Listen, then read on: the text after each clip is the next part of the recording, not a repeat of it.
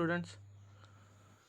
Today we are starting with new chapter, that is a chapter from paper second, chapter number 9, environmental management.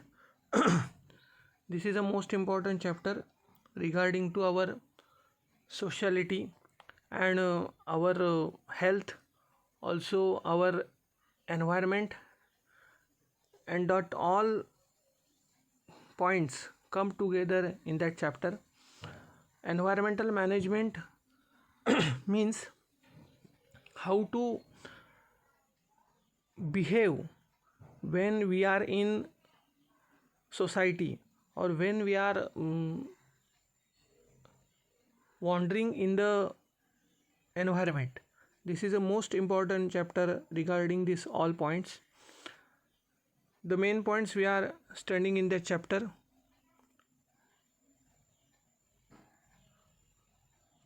are giving here, that are the four main points. Firstly, weather and climate. We are studying the difference between weather and climate. Then meteorology, which is a department of environmental monitoring. Third, solid waste management. The waste we are generating in daily activities, and that waste is how will be managed. Dry waste and wet waste, we are separating these waste. And lastly, disaster management. When any disaster comes, how we are facing that disaster. In that we are studying the disaster management. Firstly, in can you recall point, first question is asked, how does the atmosphere affect our daily life? आपली जी दैनंदिन दिनचर्या आहे त्याच्यामध्ये आपलं जे atmosphere आहे, वातावरण जे आहे, ते कशा पद्धतीने अफेक्ट करतं आपल्या डेली लाईफला. तर आपण सकाळी उठल्यानंतर सगळ्या आपल्या डेली ॲक्टिव्हिटीज करतो, त्याच्यामध्ये आपल्याला जे आजूबाजूचं क्लायमेट आहे, एन्व्हायरमेंट आहे, ते फार अफेक्ट करतं. कारण गरमा होणं किंवा थंडी वाजणं, ह्या सगळ्या ज्या गोष्टी आहेत ह्या आपल्या डेली ॲक्टिव्हिटीजला अफेक्ट करतं. Secondly, forecast about which weather related factors are given during the news bulletin on Doordarshan and Akashvani. जर एखादं तुम्ही दूरदर्शनचं किंवा आकाशवाणीचं चॅनल पाहत असाल तर त्यावेळेला ऐकत असाल तर त्यावेळेला कोणत्या कोणत्या फॅक्टर्सवर महत्त्व करून तुम्हाला माहिती दिली जाते. तर तुम्हाला सगळ्यांना माहिती आहे की सगळ्यात महत्त्वाचं म्हणजे टेम्परेचर सांगतात. दोन प्रकार सांगतात, मॅक्झिमम अँड मिनिमम. कमाल तापमान आणि किमान तापमान ही दोन तापमानं सांगितली जातात. त्यानंतर ह्युमिडिटी, मॉइश्चर लेवल, रेनचं पर्सेंटेज किती आहे कुठल्या कुठल्या एरियामध्ये, हे सगळं सांगितलं जातं.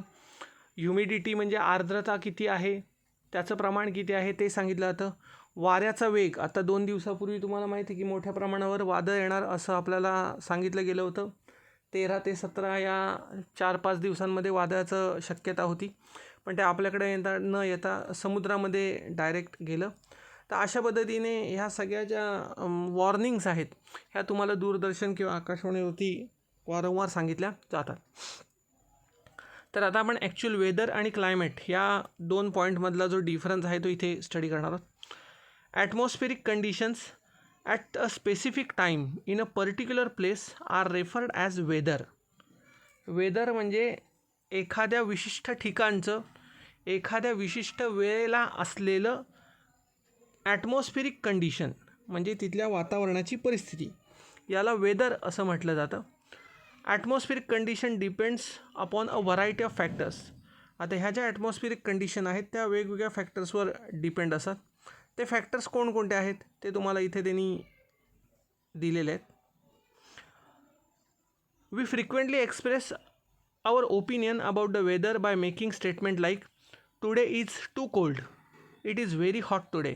आत्ताच तुम्हाला सांगितलं की आपण सकाळी उठल्यानंतर जेव्हा आपल्या डेली ॲक्टिव्हिटीज करतो तेव्हा आपल्या तोंडून अशी बऱ्याच वेळा वाक्य येतात, आज खूप गरमा होतो आहे, किंवा आज खूप थंडी वाजते, किंवा आज वातावरण थोडं वेगळं आहे.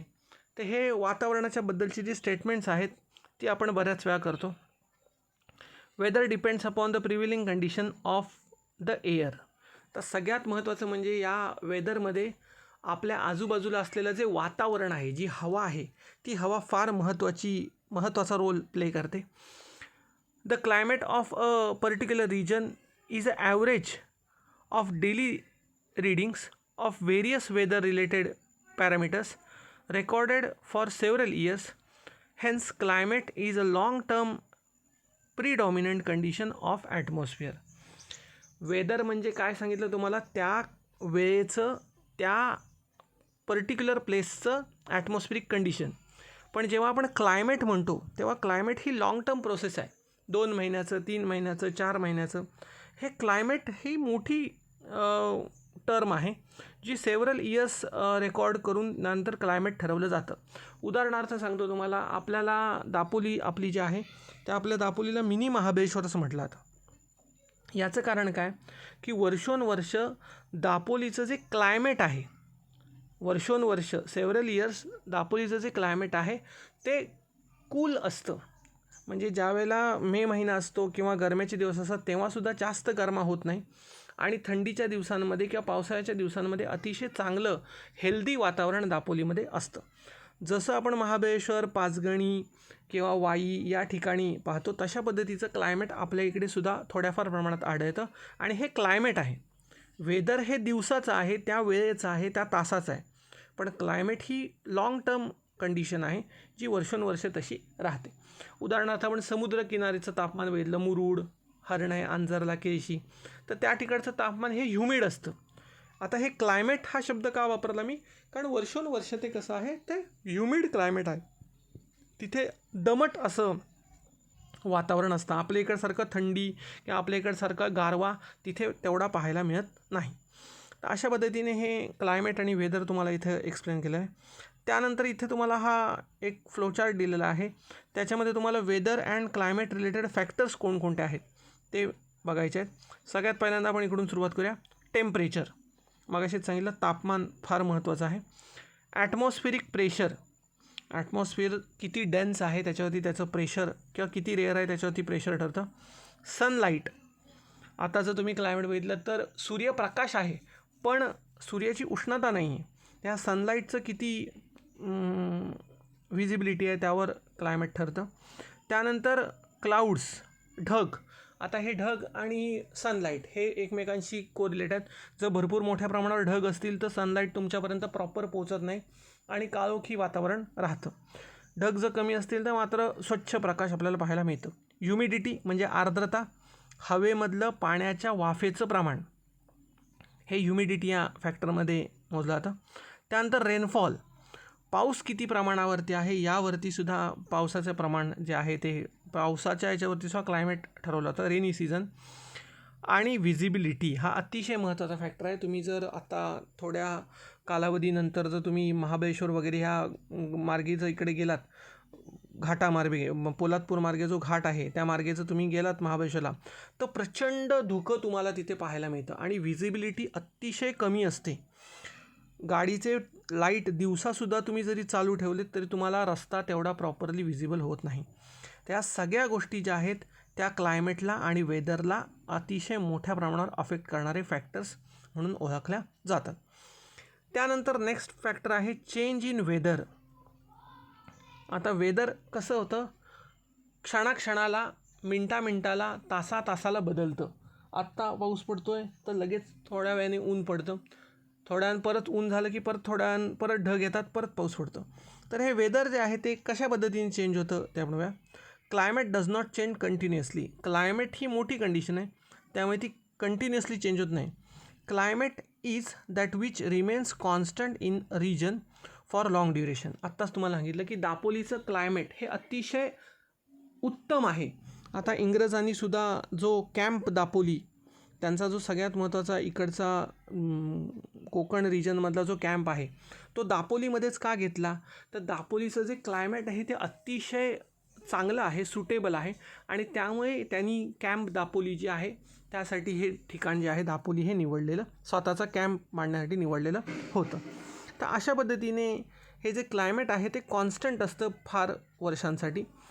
दस we see that weather is related of specific location and specific time, whereas climate is related to longer duration and larger area.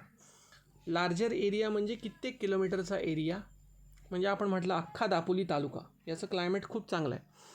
पण वेदर जर आपण म्हटलं तर वेदर प्रत्येक ठिकाणचं वेगवेगळं आहे. दापोलीतलं वेगळं आहे, हरणाईमधलं वेगळं आहे, केळशीमधलं वेगळं आहे, मंडणगडमधलं वेगळं आहे. प्रत्येक ठिकाणचं जे वेदर आहे ते मात्र वेगवेगळं आहे. Change in the weather may occurs for short periods of time, whereas climate is change in climate is takes place slowly over a much long duration.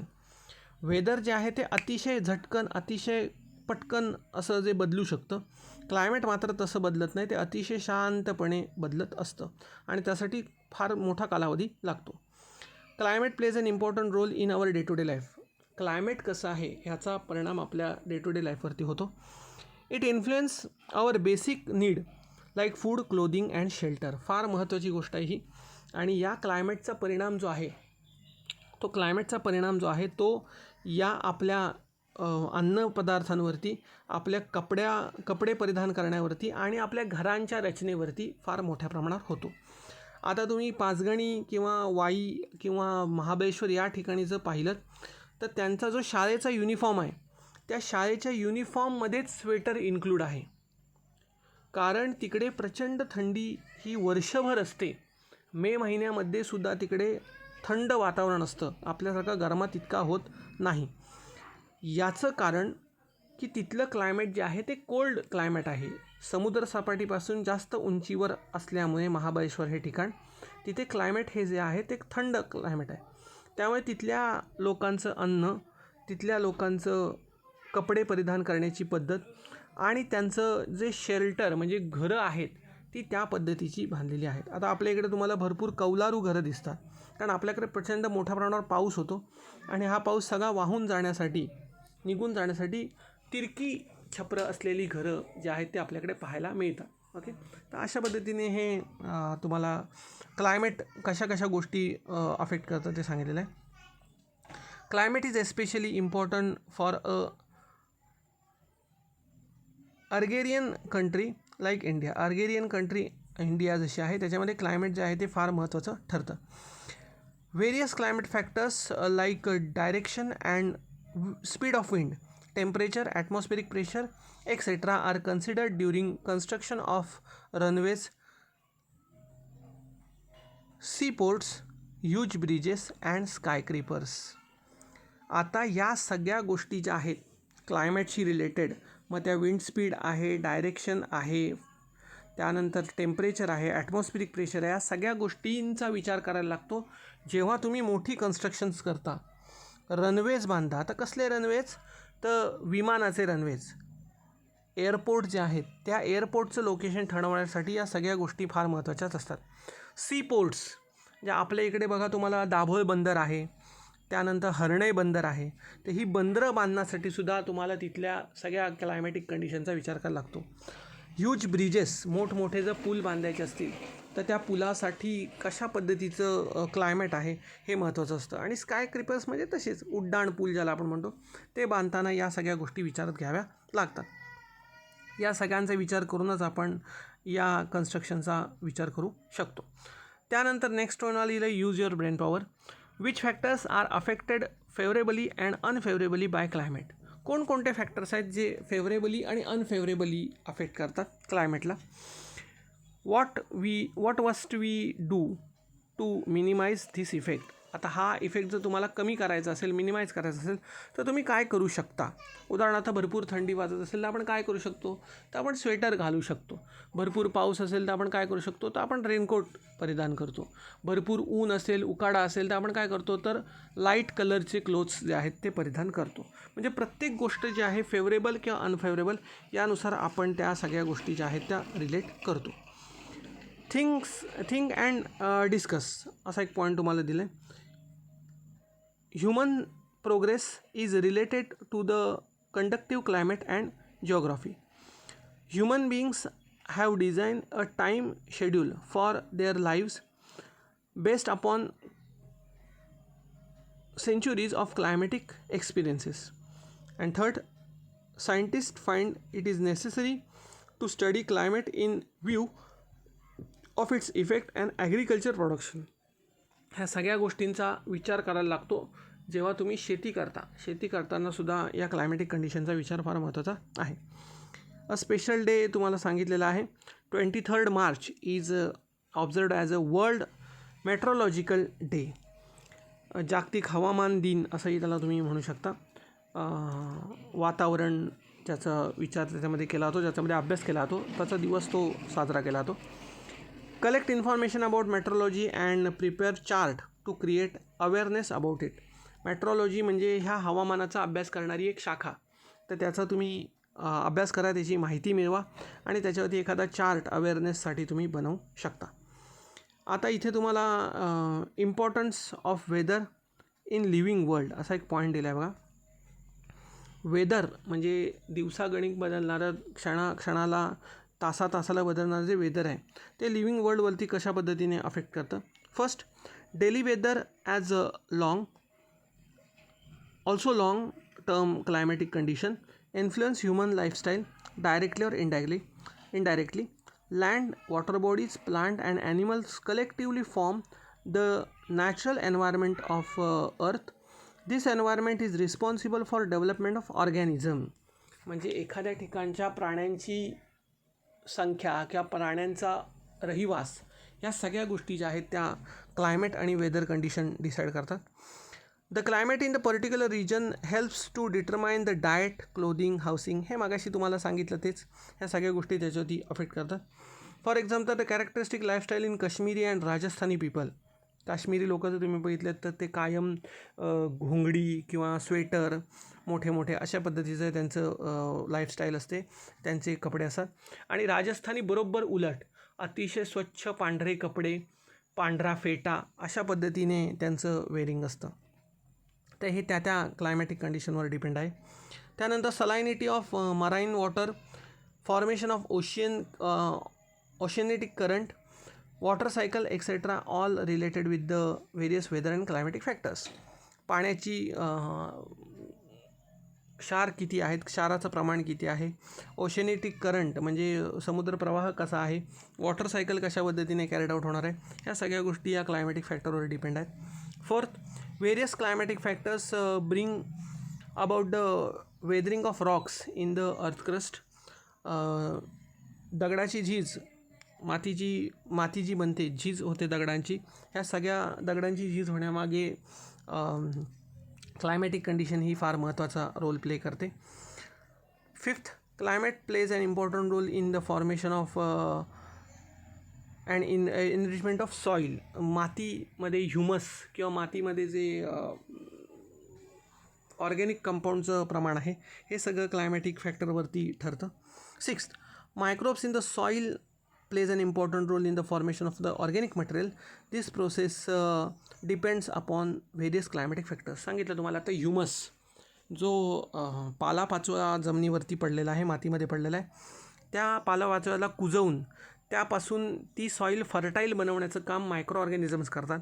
पण ह्या मायक्रो ऑर्गॅनिझमची जी ॲक्टिव्हिटी आहे ती तिथल्या क्लायमॅटिक कंडिशनवरती ठरते.